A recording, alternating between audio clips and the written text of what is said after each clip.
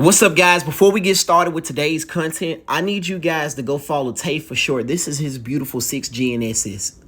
So there's often a debate. Which is better, the 5th Gen Camaro SSs or the 6th Gen Camaro SSs? I'm going to answer that for you, while at the same time giving you the sauce on how to make these 6th Gens a lot better than they already are.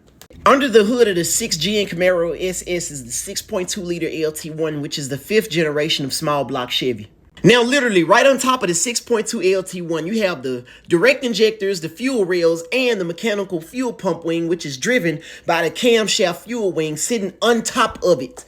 So, meaning when you're trying to aim for those 1,000 horsepower numbers, you have to change the entire system, which I have to give it to the 5th Gen SS as far as the fueling department, because with the LS3, all you have to do is change injectors and fuel pump. That's it. Another issue you're going to run into when you're trying to make, well, quite a few issues. You got to worry about the DOD, the AFM, and the VVT. You need to delete that shit pronto. Another thing, these engines suffer from the same issues as the early 392 Scat Pack engines of the day. We're talking about an engine that's nastier than an old man with a foot fetish. No, that ain't nasty enough. We're talking about an engine that if you try to boost it in its stock form, you're going to throw more rod than a lesbian at a straight party.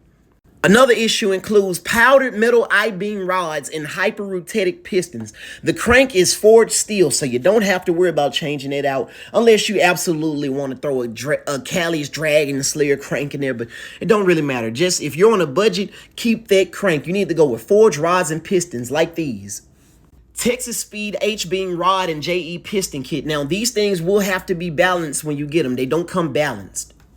Along with a nice 32% fuel load, choppy ass cam, a set of Texas Speed heads, MLS head gasket. Just go the whole mile. But the key is those rods and pistons if you're trying to make boost. Along with a bigger stall, like 35 to 3800 stall of long tube headers. You know, these things do sound good with no cats. So I encourage you to wake up the fucking neighbors. And another thing, the visibility of a 6th Gen is about as good as a short guy in a line full of tall people.